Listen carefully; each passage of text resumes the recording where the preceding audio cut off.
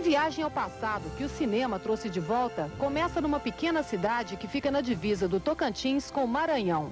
Campos Lindos é um lugarejo pobre, sem luz, com pouco mais de 2.000 habitantes e apenas 10 carros. Daqui até a Serra da Cangalha são 15 quilômetros, de um trajeto que só dá para fazer de jipe e caminhonete. O caminho descortina paisagens que contrastam com a região plana do Cerrado.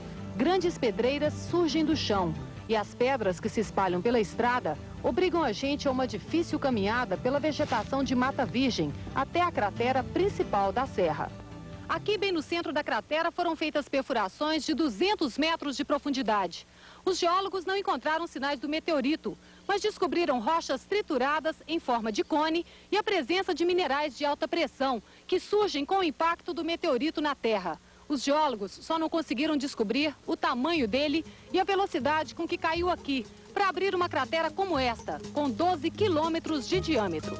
O anel interno da cratera é formado por rochas de cor avermelhada e cheias de recortes, com até 650 metros de altura, que formam uma espécie de muralha.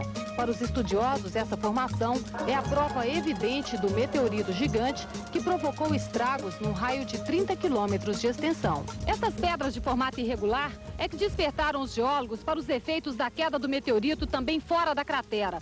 Essas rochas, que deram nome ao lugar de Pedra Grande, ficam a uns 5 quilômetros da serra. E os especialistas garantem que elas também surgiram com o impacto do meteorito na Serra da Cangalha. Só o cinema consegue imaginar como foi esse espetáculo. Mas os geólogos calculam que o impacto foi tão forte que causou ondulações, rebaixou o solo e revelou rochas que estavam abaixo da superfície da terra. Por toda a Serra da Cangalha, é possível ver pedras que parecem ter sido jogadas umas sobre as outras e que construíram um mistério que não é único para essa gente simples da região. Em Campos Lindos, ninguém fala do meteorito. Prefere falar de uma estranha luz que, vez por outra, aparece na serra. Quando eu avistei pela primeira vez, ela estava numa altitude assim, nos 300 a 500 metros. Entendeu? E aos poucos, quando eu fui aproximando, ela foi abaixando e se aproximando de mim também. Muitas outras pessoas já viram essa luz aqui? Muitas outras pessoas já viram. E o senhor foi seguido por essa luz aqui na Serra da Cangalha? Na Serra da Cangalha. A misteriosa luz ilumina a imaginação das pessoas do lugar. Não a dos cientistas, que ainda procuram explicações definitivas para a origem da Serra da Cangalha. Quando muito, eles viajam na suposição de que, se nesse período da história dinossauros existiram no Brasil Central, muitos deles assistiram a esse espetáculo. Prenúncio do fim da própria raça, que hoje só o cinema consegue recriar.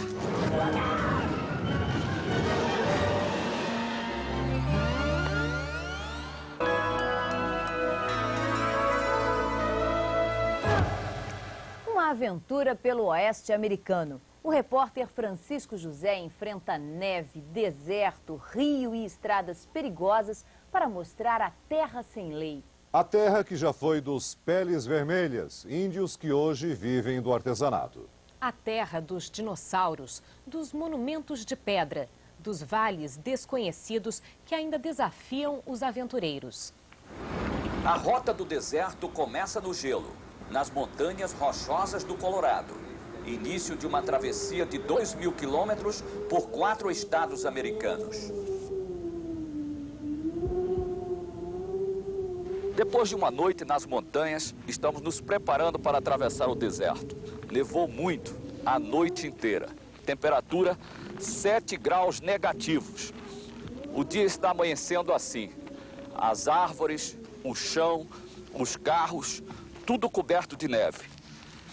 E por incrível que pareça, estamos levando até uma canoa. São 2 canoas. É que nós vamos atravessar primeiro pelo Rio Colorado.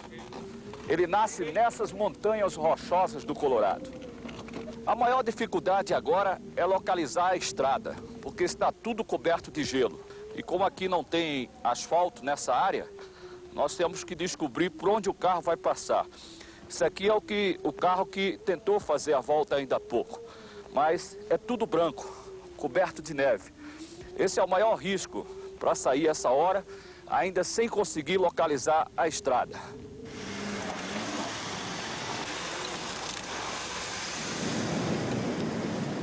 Saímos pela Estrada Branca em busca das rotas do deserto em 2 veículos equipados para longas travessias. 2.700 metros de altitude. Até os lagos da montanha começam a congelar. Seguimos a poeira da neve. Os paredões de gelo vão ficando para trás e as paredes de rocha começam a surgir ao lado da rodovia. Nosso primeiro contato com o Rio Colorado. Ele ainda está se formando com os riachos que descem da montanha para depois atravessar o deserto. Há 10 mil anos, aqui havia uma grande floresta. Na última era glacial, o gelo destruiu a vegetação e transformou as terras férteis neste deserto sem fim. Esta parte do deserto era habitada pelos índios, mas no final do século passado eles foram massacrados e os sobreviventes levados para reservas. No tempo dos índios, este era um local sagrado, simbolizava a morada dos deuses.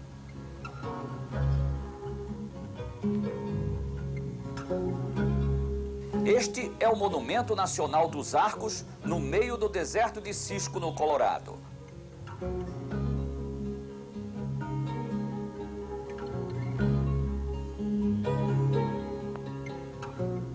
Há 180 milhões de anos, os dinossauros viviam aqui. Ainda existem fósseis na pedra bruta que guardam ossadas perfeitas dos animais pré-históricos. De dia ou de noite, o céu do deserto está iluminado.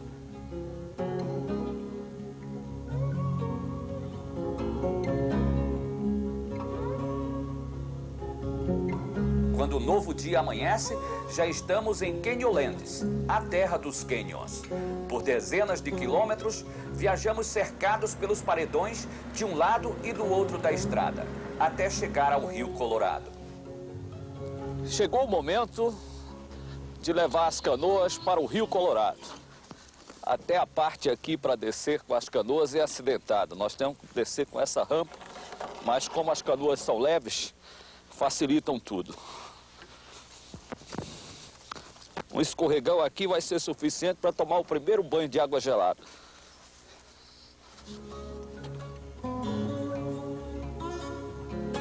Essas paredes de pedras, com o tempo, vão sendo desgastadas pela força do vento, pela ação da chuva e do gelo.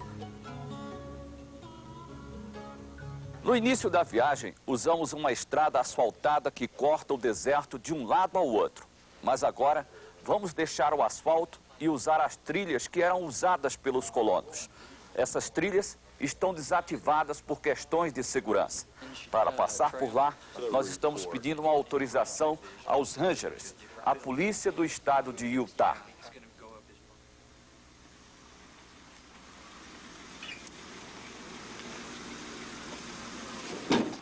Cruzamos as montanhas pelas trilhas proibidas e fomos sair nessa imensa planície num dos trechos mais arriscados da viagem. A estrada passa tão perto do abismo que até o ano passado foram 42 acidentes sem nenhum sobrevivente. Lá embaixo tem os restos de veículos que caíram. Até o final do abismo são 550 metros de altura. E neste ponto nós estamos a 3.200 metros de altitude em relação ao nível do mar. Alguns dos acidentes nesta descida acontecem porque os motoristas ficam encantados com o visual do Grande Vale. Esta é a grande planície do deserto. É a terra dos Navajos. A reserva tem uma área de 45 mil quilômetros quadrados. 250 mil índios vivem aí. Dentro da reserva estão a Terra dos Deuses e o Monumento Valley. Esta é a parte mais alta do cânion sobre o rio San Juan, na reserva dos índios Navajos. Esses índios participaram da Segunda Guerra Mundial. Alguns deles são considerados heróis. E nós estamos encontrando aqui, neste local solitário, vendendo artesanato, um chefe navajo, que participou da guerra e é considerado um herói nacional. A língua deles é muito difícil de ser aprendida. E os americanos tinham dificuldade na guerra, porque todos os códigos usados eram decifrados pelos japoneses, até que os navajos começaram a falar entre eles, transmitindo mensagens, e os japoneses não conseguiram decifrar. O artesanato é uma das maiores fontes de renda dos índios. Um tapete bem trabalhado é vendido nos postos de troca por até 10 mil dólares. Os bonecos que representam a crença nativa também são peças valiosas. As casas onde os navajos viviam no tempo da guerra com os colonos são conservadas só como atração turística.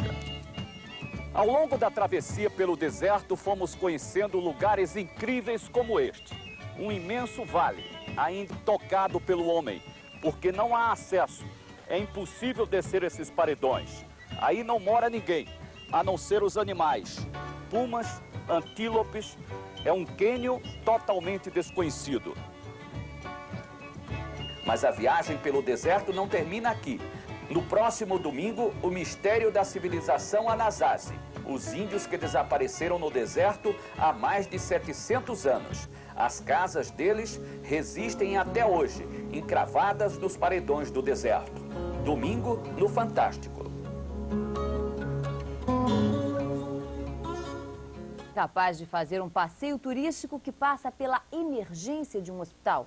Você compraria uma réplica da bala usada no crime mais famoso de todos os tempos? Você pagaria ingresso para ver as fotos de uma autópsia? Pois fique sabendo que milhares de pessoas pagam sim. Tudo em nome da estranha fascinação exercida por um trauma que está completando 30 anos. O assassinato do presidente John Kennedy.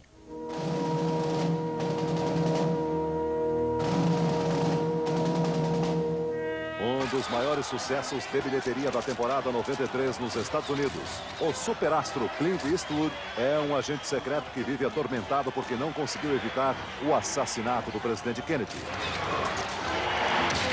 Um livro recém-lançado sobre o caso Kennedy aterrissou direto na lista dos mais vendidos do New York Times. O atentado durou somente 6 segundos, mas nunca 6 segundos duraram tanto. Lá se vão 30 anos. The first reports say that President Kennedy has been seriously wounded by this shooting. Capa de revista. Filme premiado com Oscar. Quando será que a tragédia de John Kennedy sairá de cartaz? Parece que nunca. O crime do século virou uma indústria. De domingo a domingo, todo dia, um ônibus de turismo percorre todos os locais ligados ao crime do século em Dallas. Todos esses lugares são famosos, por isso estou aqui, explica este turista vietnamita. A excursão vai começar agora. Preço da passagem, $20. O número de turistas chega a 40 por dia. Primeira parada, o prédio do depósito de livros escolares do Texas, no centro de Dallas. Da janela do 6º andar deste prédio, um ex-fuzileiro naval de 24 anos chamado Lee Harvey Oswald mirou na cabeça do mais jovem presidente dos Estados Unidos. Como aqui foi o local do assassinato dele, eu resolvi, desta vez, estando aqui nos Estados Unidos, vir conhecer Dallas. Segunda parada da excursão, o Hospital Parkland. Já agonizando, o presidente foi carregado de maca por esta entrada de emergência. O ônibus avança em direção aos subúrbios de Dallas. Nesta casa morava o assassino do presidente na época do atentado. O guia avisa aos navegantes. O turista que se aproximar da casa para importunar os novos moradores vai ser eliminado da excursão. Todo mundo obedece. Agora o ônibus chega ao local onde o assassino do presidente tirou uma foto empunhando o rifle que meses depois seria usado no atentado. Os turistas não perdem a chance de fotografar. Agora o guia informa que neste exato local, o Cinema Texas, Lee Harvey Oswald foi preso pela polícia de Dallas 1 hora e 20 minutos depois do atentado. Isso tudo é parte da história. Nós queremos ver tudo, confessa este visitante.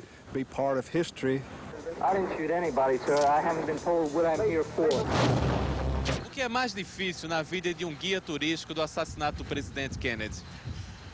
Para dizer a verdade, gosto desse trabalho porque é bom fazer os turistas entenderem o que aconteceu, diz o guia da excursão. Quem não se der por satisfeito com a excursão de ônibus pode comprar um outro ingresso por R$1.000 para visitar uma atração inacreditável. Um centro de informação sobre o assassinato de Kennedy, criado por Larry Howard. Este ex-empresário de 53 anos, fanático pelo caso Kennedy. Aqui, o turista vai encontrar atrações de todo tipo. Que rifle é esse? O rifle é uma cópia exata da arma que hoje se encontra guardada no Arquivo Nacional. Diz o criador do Centro de Informação sobre o assassinato. Adiante estão as algemas que imobilizaram Jack Ruby, o dono de boate que resolveu matar o assassino do presidente apenas 48 horas depois do atentado.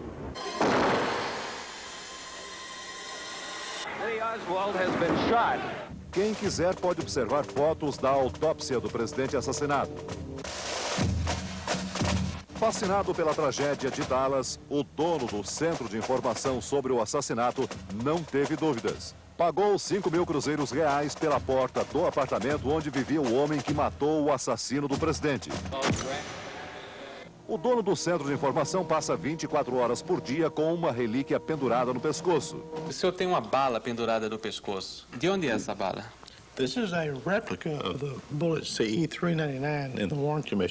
É uma réplica da chamada bala mágica, uma das que atingiam Kennedy, diz o orgulhoso. Cópias da réplica serão vendidas em breve por $5. A poucos quarteirões do Centro de Informação fica a atração número 1. Depois de ver o prédio de fora, poucos turistas resistem à tentação de, afinal, subir ao 6º andar do depósito, o local em que o atirador se escondeu em meio a caixas de livros. As caixas estão exatamente como foram encontradas no dia do assassinato? A janela de onde os tiros partiram é hoje protegida por uma redoma de vidro. As caixas de livros foram arrumadas como em novembro de 63. Os visitantes passam longo tempo diante da janela. Há quem chore. Diz um dos responsáveis pela exposição que a Prefeitura de Dallas montou no antigo depósito de livros para homenagear o presidente assassinado. Preço do ingresso, R$1.200. Número de visitantes nos últimos 5 anos, 1.500.000. 10 maracanãs superlotados. A emoção fica à flor da pele.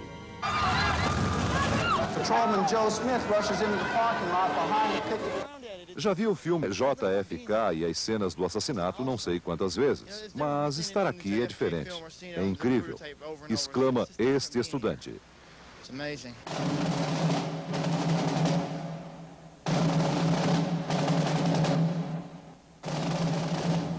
Diante do depósito recomeçam as ofertas.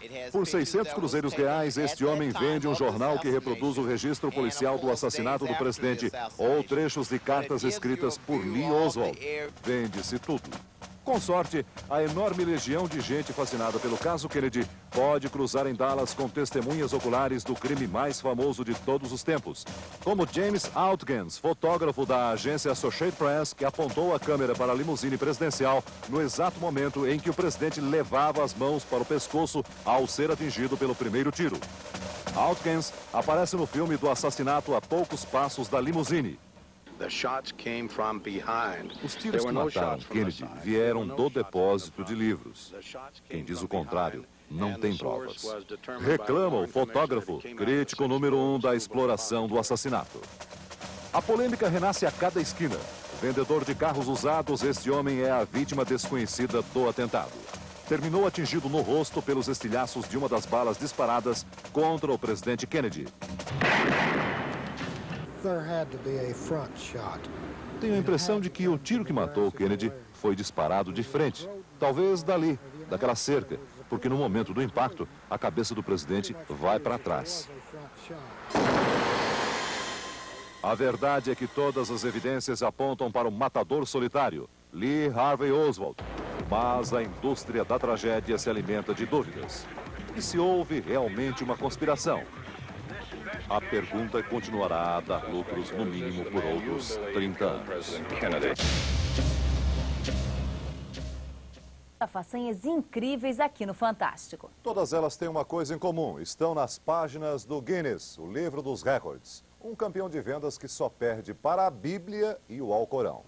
E pensar que toda essa história de contar recordes absurdos começou há 38 anos numa mesa de bar.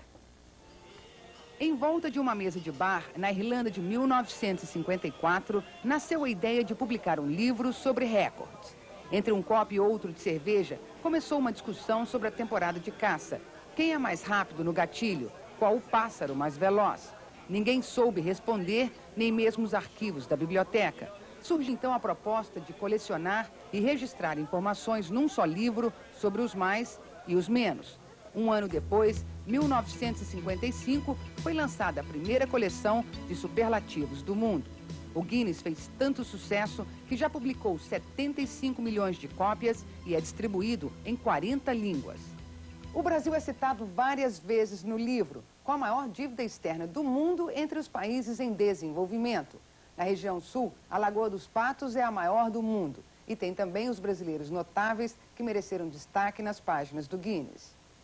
Em termos de flexões, ninguém bate o curitibano André Alves Sampaio.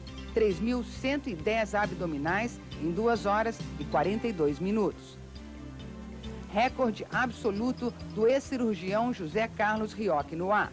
Escreveu 1000 livros de bolso. Nunca assinou nenhum deles. O autor usou 39 pseudônimos diferentes, todos estrangeiros.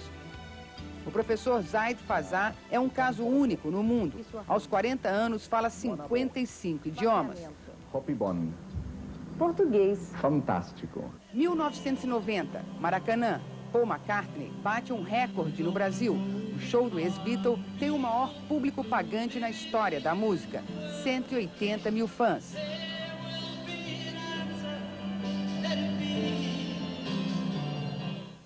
O livro tem espaço para muita proeza, coisas admiráveis que são difíceis de executar. É tão popular que existe até um museu que guarda as curiosidades do livro. Sempre que possível, o museu tenta reproduzir os personagens que bateram recordes e fazem parte do livro. Essa aqui é a réplica do homem mais alto do mundo, o americano Robert Wadlow, com 2 metros e 72 centímetros de altura.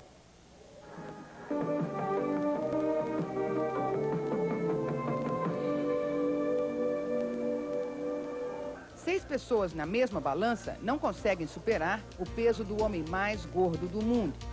Mas o museu, assim como o livro, registra também as façanhas sérias, como a viagem ao espaço e a conquista dos astronautas. Neil Armstrong, o primeiro a pisar na Lua. Na Galeria do Esporte, Edson Arantes do Nascimento é o rei. 1.216 gols entre 1956 e 1974. Emerson Fittipaldi foi o mais jovem piloto a ganhar o Campeonato Mundial de Fórmula 1. Tinha 25 anos. Esse é o palco das estrelas do cinema, da música e do teatro. Os cantores que mais venderam discos, os atores que mais ganharam prêmios, os filmes que bateram recordes de bilheteria. John Wayne, o cowboy que matou mais índio do que o general Custer, é o ator que mais apareceu nas telas do cinema no papel principal, 142 vezes. A cada ano, o livro dos recordes é publicado com 15 mil informações. Conhecer a redação no norte de Londres surpreende. Apenas 8 pessoas, mas que tem o apoio de um timaço de especialistas do mundo inteiro para checar dados fundamentais. O editor explica: temos o cuidado de só aceitar um recorde com a presença de 2 testemunhas independentes. O julgamento é baseado em critérios que levam em consideração o interesse universal da façanha. É um livro de absurdos. A última edição do Guinness tem 15 mil marcas e curiosidades que vão desde o aeroporto mais longe da cidade, o de Viracopos, em São Paulo, até a mulher com o pescoço mais comprido, a mais tatuada, o mergulho na piscina mais rasa do mundo, a mulher que espirrou durante 32 meses, o ronco mais alto.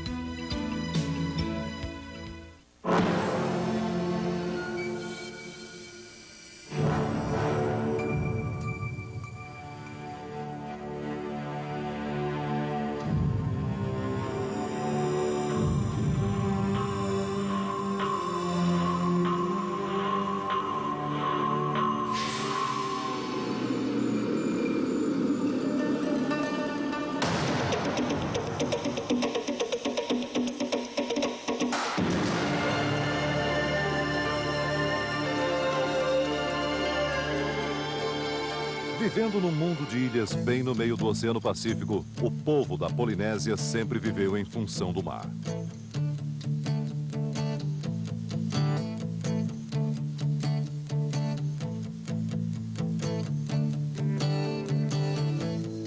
Pescadores sem igual, os nativos destas ilhas não mergulham apenas para caçar.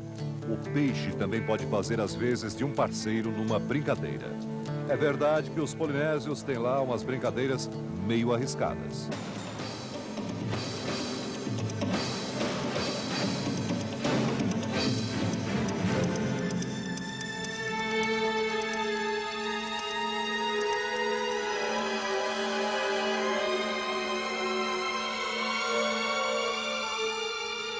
Um rodeio no fundo do mar.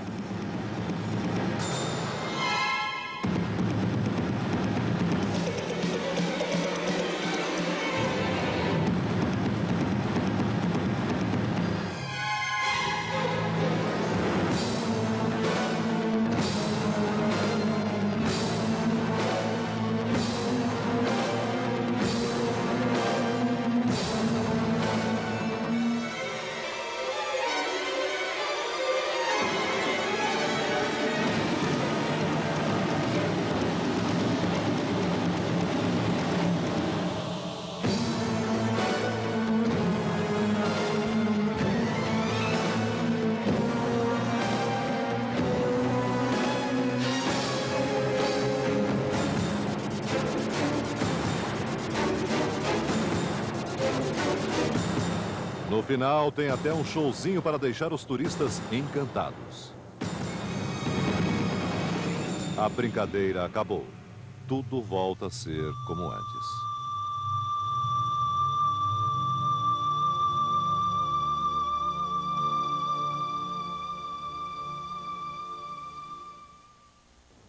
Pequenos bichos, grandes negócios. Um setor da economia desconhece a crise e cresce sem parar. Rãs, escargots, camarões, trutas, coelhos, chinchilas. Criar esses bichinhos hoje dá dinheiro, muito dinheiro. É o tipo de negócio que faz bem ao bolso do produtor e à saúde e ao paladar do consumidor.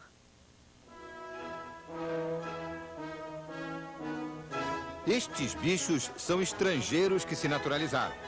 Hoje, são brasileiros que deram certo. Não faz muito tempo, a truta era considerada um peixe raro que quase ninguém conhecia no Brasil. Hoje existem pelo menos 70 criadores de trutas nas zonas de montanha de São Paulo, Rio e Minas, produzindo 600 toneladas por ano. No início é um capital grande que você tem que empatar, mas agora devagar está começando a recuperação. E a aceitação da truta? Ah, está sendo enorme. Para crescer, o peixe precisa de muita água. Essa água tem que ser muito pura e com muito oxigênio. Oxigênio e pureza é o que não falta neste lugar. Um sítio na Serra de Friburgo, no estado do Rio, que tem a ver com a ideia que se faz do paraíso. 1.800 metros de altitude, muitas flores raras, verdes de todos os tons e uma corte de beija-flores que atrai até gente da Europa. Outro bicho que aos poucos vem literalmente pulando para a mesa do brasileiro é esta criatura simpática. Tal como a truta, a rã também precisa de muita água corrente. Só que ela prefere o calor da planície, onde se reproduz muito mais do que em seu país de origem, os Estados Unidos. Esse bichinho, apesar de americano, gosta mesmo é do Brasil. E os brasileiros, cada vez mais, se deliciam com ele. Um ranário como este, no município de Magé, estado do Rio, é uma construção relativamente simples e barata. Como a carne da rã tem propriedades terapêuticas e é indicada para crianças, criar e consumir rã é um excelente negócio. Porque a carne de rã, ela tem um baixo teor de gordura, ela tem todos os aminoácidos essenciais, tá? É uma carne de fácil digestibilidade. Então você que precisa fazer uma dieta leve, a carne de rã é mais indicada. Como a rã, o coelho enfrenta preconceitos para se tornar um prato muito consumido. Ele é muito bonitinho. Mas a carne de coelho tem muita proteína e nenhum colesterol. O abate é indolor E o bicho se reproduz, como se sabe, a uma velocidade incrível. Uma fêmea dá pelo menos 40 filhotes por ano. O principal problema nosso hoje é que, infelizmente, o brasileiro ainda não aprendeu a comer a carne do coelho. Os maiores consumidores da carne do coelho são descendentes de estrangeiros que já têm o hábito de consumir esse tipo de carne. Mas Stefano Grassman, que vive de suas criações no seu sítio de Itapecerica da Serra, em São Paulo, ganha mais dinheiro com um bicho que vai ser o principal adubo do futuro, a minhoca. Uma tonelada de esterco de minhoca é vendida por $1.000, mais de 200 mil cruzeiros reais. E 1 litro de minhoca viva custa $20. É o melhor substituto do adubo químico e ele não traz os inconvenientes do adubo químico. Quer dizer, totalmente ecológico. É totalmente ecológico. Outro bom investimento é criar e vender este animalzinho felpudo e manso que parece coelho, mas não é. Chama-se chinchila e veio dos Andes. Quem gosta dele são as mulheres americanas, que pagam fortunas por um casaco destas peles. A pele da chinchila é única no mundo. Depois de extraída, ela vale mais ou menos $40. Mas um casaco de pele de chinchila chega facilmente aos $30.000. É um artigo de luxo e de status, porque, na verdade, não protege nem da chuva nem da neve. Mas o abate da pequena chinchila não é considerado um crime ecológico. Aqui em Itapecerica da Serra existe uma criação modelo. As chinchilas ficam no ar-condicionado e só 30% a 40% vão para o abate. Esta fêmea, por exemplo, uma campeã, produziu belas ninhadas e vai continuar em atividade por mais 10 anos, pelo menos. A raposa, o mink, são animais que estão praticamente acabados no mundo. E a chinchila não, está aumentando. Então isso nos dá a chance de... porque ela é criada em cativeiro. É criada em cativeiro só para isso. Mas dinheiro mesmo e do grosso é o que ganha o produtor desta bela ave, conhecida como fazão, a iguaria dos reis. Este criador de Ribeirão Preto, em São Paulo, começou a produção há 14 anos com 120 aves, sendo 100 fêmeas. Hoje ele tem mais de 40 mil aves de 25 raças diferentes, incluindo perdizes, que servem para ornamentação e corte. Um fazão pode custar de $1 a $5.000 por cabeça. Para os frigoríficos de Santa Catarina, o quilo da carne do fazão sai por $5. Eu estou satisfeito com toda a crise que nosso país está passando. Eu não posso reclamar, que eu estou ampliando dia a dia e não posso reclamar, não. A maior prova de que o clima do Brasil seduz os estrangeiros é esta outra história de sucesso, o camarão Malásia. Aqui ele cresce até 30 centímetros ou mais. Mas para chegar a isso, é preciso um investimento enorme num processo muito complicado de criação. As larvas passam deste tanque para uma primeira engorda que gera as pós-larvas. Os camarões adolescentes também aos poucos vão mudando de ambiente até estes lagos, onde ficam adultos. O gosto não é o mesmo de um camarão comum. Afinal, é um crustáceo de água doce alimentado à ração. Portanto, uma alimentação sadia, né? Fora a alimentação natural que ele encontra dentro desses viveiros, isso tudo concorre para que seja um produto de extrema qualidade, de boa qualidade.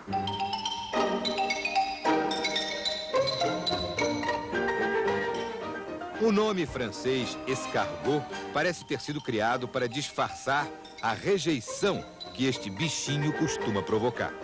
Bastante apreciado na Europa, como iguaria fina e saborosa, o escargot ainda encontra resistência por aqui. Mas para quem produz, o negócio é garantido. A mais de 2.000 cruzeiros a dúzia para o produtor, o lucro aparece na razão inversa da velocidade do bichinho. No restaurante, a meia dúzia é vendida por 2.000 cruzeiros.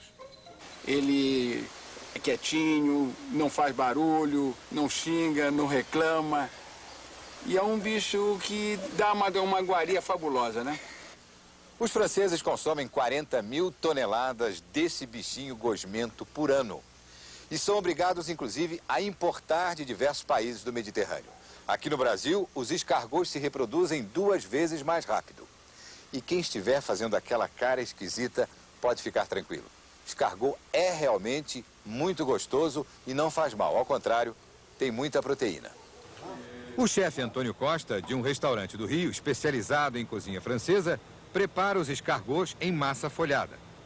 A fórmula é o segredo do sucesso.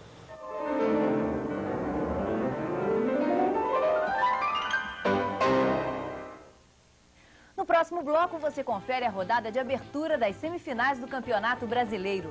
Os gols do fim de semana por todo o Brasil. E o Fantástico vai às compras. Será que é negócio fazer agora as compras de Natal? Um instante só. Revoluciona a indústria do vídeo. As novidades foram apresentadas essa semana nos Estados Unidos. Computadores super avançados que controlam o movimento da luz criam desenhos animados em questão de segundos.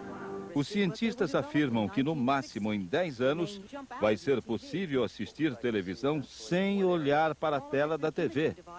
Os feixes de raio laser vão saltar da tela e compor as imagens em qualquer ponto da casa, como por exemplo a superfície da mesa de jantar. Boa noite. Boa noite.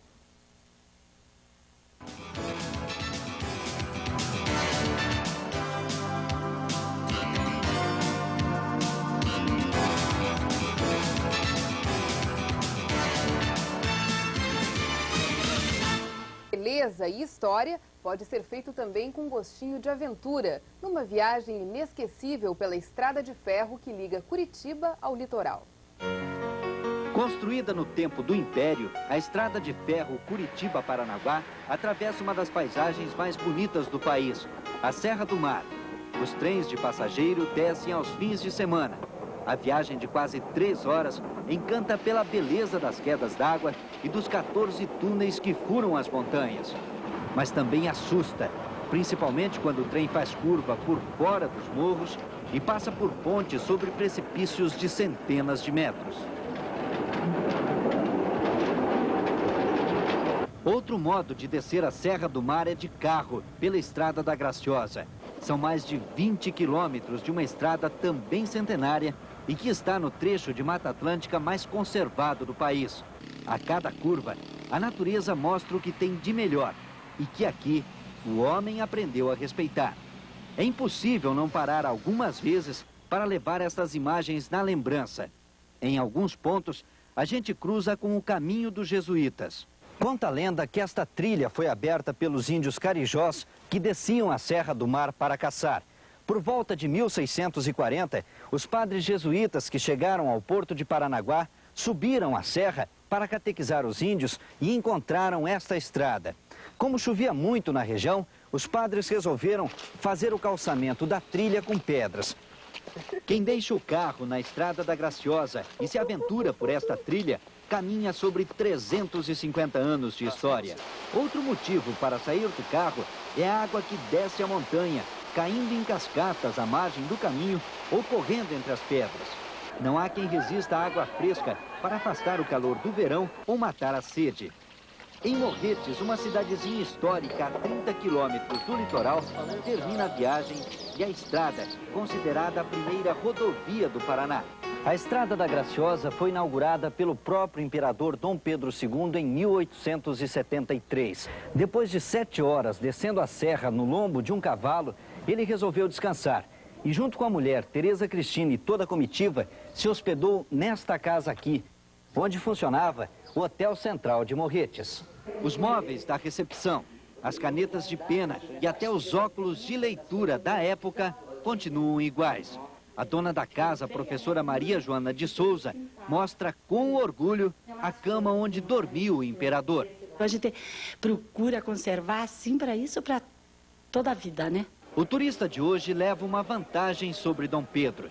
Pode terminar a viagem saboreando o bagueado à beira do rio, um prato típico da região, feito à base de carne desfiada.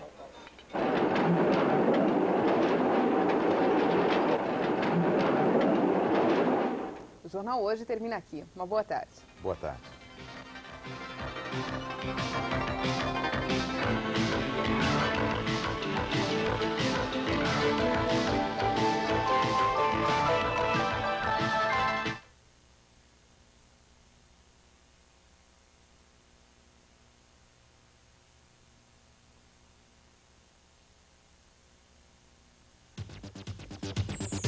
Vira verão. Na Globo, mais diversão. De médico e louco, todo mundo tem um pouco. Hoje, no Festival de Verão.